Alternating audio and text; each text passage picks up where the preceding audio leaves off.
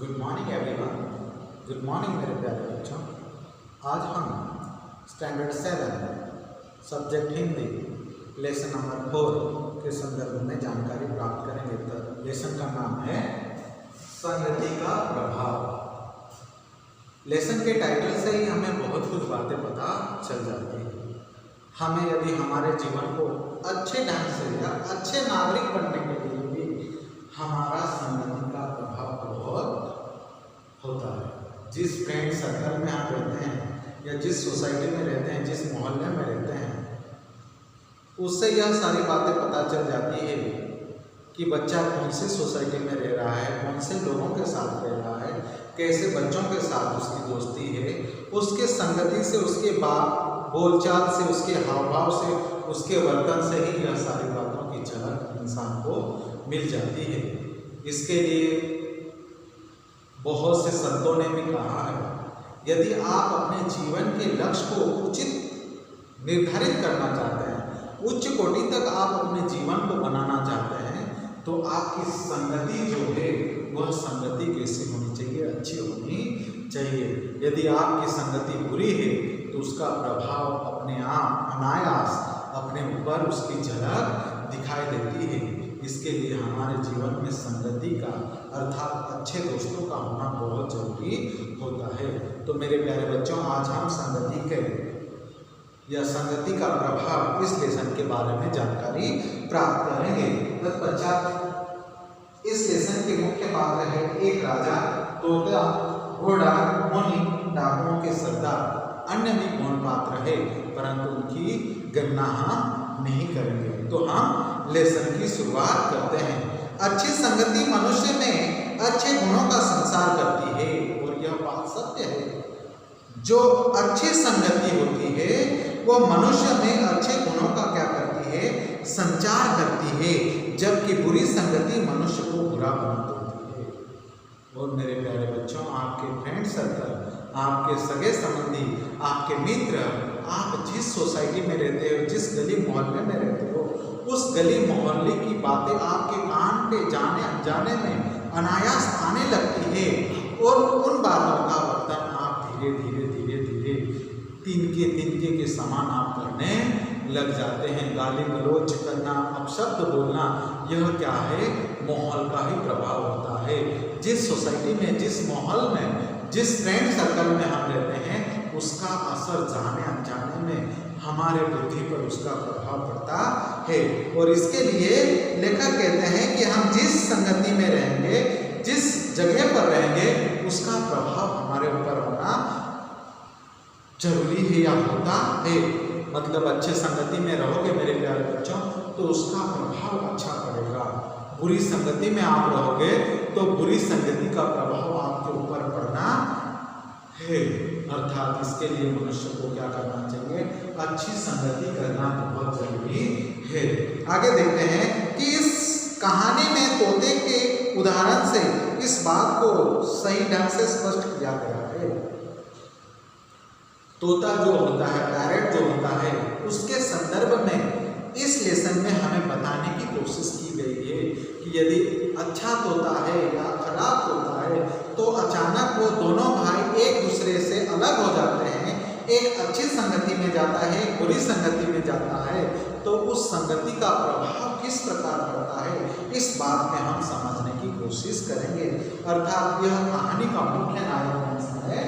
तोता है। इस कहानी का मुख्य नायक कौन है? तोता है। आया समझ में? तो हम देखते हैं इस कहानी में तोते के उदाहरण से इस बात को सही ढंग से स्पष्ट किया गया है। अच्छी संगति बुरे मनुष्य को भी अच्छा बनने के लिए प्रेरित करती है। और आप जिस संगति में रहोगे, यदि आपकी संगति अच्छी है मेरे प्यारे बच्चों, तो वह संगति का प्रभाव आपके ऊपर होना या अचानक पड़ता है। जाने अनजाने में वो अच्छी संगति का प्रभाव आपके ऊपर पड़ता है। यदि आप अपने माता पिता सत्संग में जाते होंगे, स्वाध्याय की बातें सुनते होंगे, भागवत गीता की बातें सुनते होंगे, पुराण की बातें सुनते होंगे, तो उन बातों का असर अपने दिमाग पर अनायास जाने अनजाने में थोड़ा थोड़ा होता रहता है। और वही यहाँ पर है कि बल्कि बुरे मनुष्य को भी अच्छा बनाने के लिए प्रेरित करता है।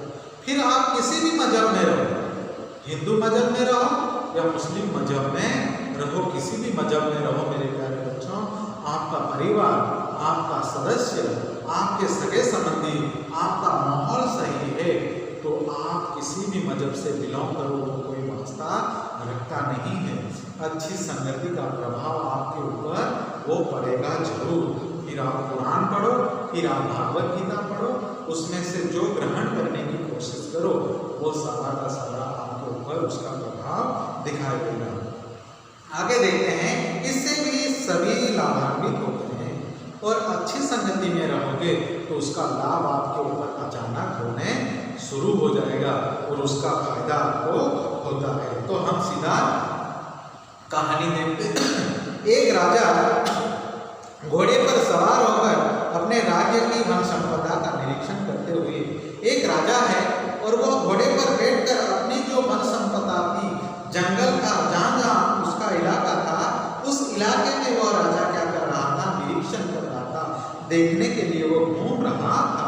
वन संपदा का निरीक्षण करते हुए वन में अकेला जा रहा था और उसके साथ में राजा भले ही था पर उसके साथ में घोड़े के सिवाय दूसरा कोई साथी नहीं था और उस वन में वह अकेला जा रहा था। जब वह डाकुओं की बस्ती के पास से निकला तभी डाकुओं के सरदार के द्वार पर लकड़ी के पिंजरे में बंद तोता पुकार उठा और वहां पर एक तोता था जो जिस तोते को क्या किया था, लकड़ी के पिंजरे में कैद करके रखा था और वह तोता जो सुनता था वही बोल उठा। अचानक वह पुकार उठा, दौड़ो दौड़ो, लूट लो इसे, इसका घोड़ा छीन लो और जो भी यहाँ पर है आप सब आ जाओ, दौड़ के आ जाओ और जो भी व्यक्ति आया है उसे आप क्या करो, लूट लो, इससे इसका घोड़ा छीन लो और इसके पास जो सुंदर सा घोड़ा है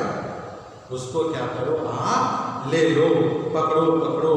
और वह तोता बोलने लगा कि इसे क्या करो, आप पकड़ो। राजा तुरंत समझ गया, वह डाकुओं की बस्ती में आ गया और राजा तुरंत ही समझ गया कि मैं कहाँ आ गया हूँ, जहाँ पर डाकू रहते हैं, चोर रहते हैं, उसके बस्ती में मैं क्या कर रहा हूँ, आ गया हूँ। उसने घोड़े को बड़ी तेजी से दौड़ाया और राजा ने क्या किया, अपने सद्बुद्धि का उन्होंने उपयोग किया और घोड़े को उन्होंने क्या किया, बहुत तेजी से दौड़ाया।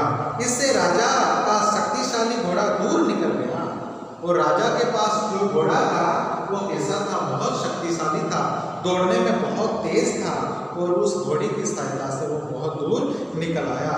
डाकुओं ने उसका पीछा नहीं किया, डाकू जो थे, चोर जो थे, उन्होंने उनका पीछा नहीं किया क्योंकि जब तक वे बाहर आए तब तक राजा घने जंगल में ओझल हो चुका था और जैसे ही डाकू बाहर आए अपने घर से तब तक राजा क्या हो गया था, उनकी आंखों से ओझल हो गया था, अदृश्य हो गया था, घने जंगलों में वो चला गया था, जंगल में ओझल हो चुका था। उन्हें यह भी पता नहीं चला कि वह कौन था।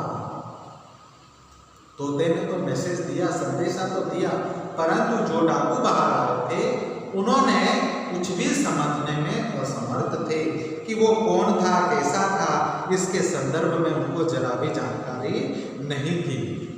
वह देखते रह गए। आगे कहते हैं कि आगे जाने पर राजा को मुनियों का आश्रम मिला और उसी जंगल से राजा क्या हो गए, आगे आगे चलते गए और जैसे भी वो आगे गए वहाँ पर राजा को क्या हुआ, मुनियों का अर्थात तपस्वी लोगों का, साधु संत लोगों का आश्रम मिला। वहाँ आम और अमरूद के वृक्षों पर तोते बैठे थे, बड़े बड़े आम के वृक्ष थे, अमरूद के बहुत बड़े बड़े वृक्ष थे और उन वृक्षों पर तोते बैठे थे, बहुत सारे तोते वहाँ पर बैठे थे।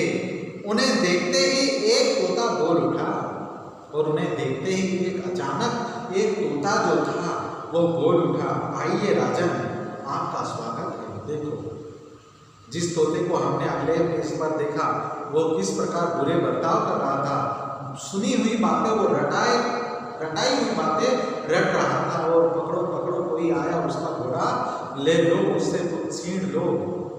यह सारी बातें बोल रहा था, परंतु दूसरा तोता बोल रहा है, आइए राजन, जिस प्रकार हम हमारे घर में आए हुए मेहमानों का हम स्वागत करते हैं, उसी प्रकार वह तोता भी क्या कर रहा है, उस तपस्वियों के आंगन में आया है। तो आम के पेड़ से वो तोता कह रहा है कि आइए राजन, आपका स्वागत है, आइए राजन, आपका स्वागत है। अरे अतिथि पधारे हैं, अर्घ लाओ आसन लाओ, इनके लिए कुछ खाने का प्रबंध करो और इनके लिए आसन की व्यवस्था भी करो। तभी मुनि कुटी से बाहर आ गए, उन्होंने राजा का स्वागत किया और उसी समय तपस्वी बाहर आए, साधु बाहर आए और उन्होंने क्या किया, राजा का स्वागत उन्होंने किया। राजा ने मुनि को सारी बातें बताई और जो जो उसके साथ घटित हुआ जंगल में, वन में, वो सारी बातें तपस्वी को, साधु को उन्होंने क्या किया, राजा ने बताया। तथा विस्मय से पूछा, एक ही जाति के पक्षियों के स्वभाव में इतना अंतर क्यों? एक ही जाति के पक्षी और उसमें या उनके स्वभाव में इतना अंतर क्यों? अर्थात दोनों भाई थे, पर किसी कारणवश वह क्या हो गए थे, एक दूसरे से बिछड़ गए थे। मुनि के बदले तोता ही बोला, राजन, हम दोनों एक ही माता पिता की संतान है। मुनि कब बोलेंगे, साधु कब बोलेगा, उससे पहले ही तोता बोल उठा कि हम क्या है, एक ही माता पिता की संतान है। किंतु कुछ समय या किंतु उस तोते को डाकू ले गए और मैं मुनि के आश्रम में आ गया। उस तोते को क्या हुआ, डाकू लेकर चले गए और मैं कहाँ आ गया, मुनि के आश्रम में आ गया। वह डाकुओं की बातें सुनता है और मैं मुनियों के वचन सुनता हूँ। और जहाँ पर वो है मेरा भाई, वो क्या कर रहा है, डाकुओं की बातें, चोरों की बातें वो क्या करता है, सुनता है। और मैं यहाँ रहकर, तपस्वियों के सानिध्य में रहकर, साधुओं के सानिध्य में रहकर उनके मीठे वचन में क्या करता हूँ, सुनता हूँ। अपने स्वयं ही देख लिया कि किस प्रकार संगति के असर से प्राणियों के गुण या दोष आ जाते हैं। और आप इस बात से समझ ही गए होंगे कि किस प्रकार गलत संगति में जाने की वजह से उन्होंने क्या किया है, गलत आचरण धारण कर लिया है। और मैं अच्छी संगति में आने की वजह से मैंने क्या किया है, अच्छे वचन धारण किए हैं और मेरे मुख से निकलने वाले शब्द भी कितने हैं, अच्छे हैं। यह किसका है, संगति का परिणाम है। प्राणियों भले एक हो, परंतु वह उसका मोहन, उसका वातावरण यदि बदल जाता है, उसको जैसी तालीम मिलती है वैसा वो अनुचरण, वैसा वो आचरण करने लगता है। इससे हम यह बात सीख सकते हैं मेरे प्यारे बच्चों, यह मोरल की बात हम ध्यान में ले सकते हैं कि यदि हम अच्छे संगति में रहेंगे, साधु संतों की संगति में रहेंगे, गीता सुनेंगे, पुराण सुनेंगे, रामायण सुनेंगे, महाभारत सुनेंगे, विविध धर्मों के ग्रंथ पढ़ेंगे, तो उस धर्म ग्रंथों का प्रभाव हमारे मस्तिष्क पे होना लाजमी है। और उसका प्रभाव हमारे दिमाग पर, हमारी वाणी से, हमारे आचरण से, हमारी बोली से यह प्रभाव स्पष्ट रूप से दिख जाता है। आश्रम में 2 दिन रहकर राजा लौट आया और राजा वहाँ पर कितने दिन रहा, 2 दिन रहा और 2 दिन रहने के बाद वहाँ से लौट आया। उसने अपने मंत्रियों के साथ सलाह कर डाकुओं की बस्ती में एक उपनगर बनवाया और उन्होंने अपने मंत्रियों से सलाह मशवरा किया। उन्होंने सारी की सारी बातें वहाँ पर बताई अपने मंत्रियों को कि ऐसा ऐसा है कि घने जंगल में डाकू रहते हैं। यह सारा चित्र उन्होंने क्या किया, अपने मंत्रियों से बात की। डाकुओं की बस्ती में एक उपनगर बनवाया और राजा बहुत कुशाग्र बुद्धि वाले थे, अच्छे संस्कारी थे। इसके लिए वहाँ पर एक बड़ा सा उपनगर, एक बड़ा सा गांव वहाँ पर उन्होंने बनाया। डाका डालने की नौबत ही ना आए, इसलिए उनके परिवार के हर एक सदस्य को कुछ न कुछ काम सौंप दिया और वह चोरी चपाटी ना करे, गलत सलत रास्ते पर ना जाए, किसी की हत्या ना करे। इसके लिए हर एक नगर में, उस नगर में हर एक मनुष्य को कुछ न कुछ काम उन्होंने दिया। किया और काम के बदले उन्होंने क्या किया, कुछ पैसा भी दिया। हर सदस्य को कुछ न कुछ काम सौंप दिया। इससे उनकी रोजी रोटी आराम से चलने लगी और जो भी डाकू थे उनको जो काम मिला उस काम से उनकी रोजी रोटी आराम से चलने लगी। राजा ने कहा वहाँ एक पाठशाला भी खुलवा दी जाए और राजा ने वहाँ जाकर कहा कि वहाँ पर एक पाठशाला भी खोलने का प्रबंध किया जाए ताकि डाकुओं के बच्चे जो गलत रास्ते पर चल रहे हैं उन लोगों के बच्चे शिक्षा अर्जित करेंगे तो वह गलत रास्ते पर कभी भी नहीं जाएंगे। इसके लिए उन्होंने उनके लिए एक पाठशाला भी खुलवा दी जिसमें उनके बच्चों को पढ़ाई लिखाई तथा धनुर्विद्या की शिक्षा देने का काम प्रारंभ हो गया और वहाँ पर उनके बच्चों को पढ़ाई लिखाई के साथ साथ धनुर्विद्या का भी ज्ञान उनको देने का काम चालू हो गया और उनमें अच्छे संस्कार भी पैदा किए जा सके और उनके बच्चों को एक अच्छा संस्कार, अच्छी वाणी, अच्छा व्यवहार, यह सारे सद्गुण उनको सिखाए जाने लगे। राजा के नागरिकों के संपूर्ण विकास हेतु राजा अन्य योजनाओं भी बनाने लगा और लोगों को तरह तरह की योजनाओं का फायदा हो, लोगों में बदलाव हो, लोग अच्छे बने, इसके लिए राजा क्या करने लगे, तरह तरह की योजनाएं बनाने लगे और इस प्रकार राजा ने बुरे लोगों को सुधारने का मौका दिया। और एक राजा यदि महान हो, देश को चलाने वाला व्यक्ति यदि सज्जन प्रवृत्ति वाला हो, सद विवेक बुद्धि वाला हो, अच्छे संस्कारों वाला हो, सुख दुख का अनुभव करता हो, पीड़ा का अनुभव करने वाला हो, तो वो क्या करता है, अपनी प्रजा को सारे दुखों से परे ले जाता है, सारे दुखों से वो क्या करता है, मुक्त कराने की कोशिश में लगा रहता है और वो सदा सर्वदा अपनी प्रजा के, अपने लोगों की भलाई के बारे में ही सोचता रहता है और उसी राजा ने यही सब काम किया। वह सीख उन्होंने इससे ली, एक पक्षी के माध्यम से, एक तोते के माध्यम से उन्होंने ली, लोगों को सुधारने का मौका दिया तथा उनके लिए जरूरी साधन उपलब्ध कराए गए। राजा ने नगर बनवाकर, स्कूल बनवाकर, बच्चों को शिक्षा दीक्षा करवाकर, लोगों को काम देकर बस वो छूट नहीं गया। उन्होंने विशेष प्रकार के उन लोगों पर उन्होंने नजर रखी, लोगों को एक उचित रास्ते पर उन्होंने क्या किया, ले जाने का काम किया और जो भी डाकू थे, डाकुओं के सरदार थे, उन लोगों को मेरे प्यारे बच्चों उन्होंने क्या किया, काम दिया। काम से उनसे जो पैसा मिलता उस पैसे से वह अपना उदर निर्वाह दिनमर्रा के, रोजमर्रा के वो काम करते और उससे वह क्या करते, अपना पेट भरते और उसके मन में जरा भी गलत सलत विचार नहीं आता। बच्चों को शिक्षा देने का प्रारंभ किया, बच्चों के साथ अच्छे संस्कारों से ऋषि मुनियों का सानिध्य उनको लाभान्वित किया। इसके लिए वह राज्य जो था वो दिन दुना चौगुना हो गया, अर्थात बढ़ता गया और राजा का वह कार्य जो था वो उन्होंने संपन्न किया। यहाँ पर हमारा लेसन समाप्त होता है। मैं आशा करता हूँ मेरे प्यारे बच्चों, यह लेसन आप अपने घर पे पढ़ोगे। संगति का प्रभाव किस प्रकार होता है हमारे अपने बुद्धि पर, हमारे अपने मन पर, हमारे अपने इंद्रियों पर, उसका प्रभाव कैसे होता है यह आप सब भी जानते हो। यदि आपके मुंह से अपशब्द निकलता है, यदि आपके मुंह से गलत सलत व्यवहार होते हैं, आपके आचरण से गलत व्यवहार होते हैं, तो इसका संकेत ये होता है कि हम गलत लोगों की संगति में है या गलत लोगों का प्रभाव हमारे ऊपर है। तो अच्छे बच्चे बनना चाहते हैं, अच्छा नागरिक बनना चाहते हैं, तो हमारी संगति कैसी होनी चाहिए, अच्छी संगति होनी चाहिए। धन्यवाद।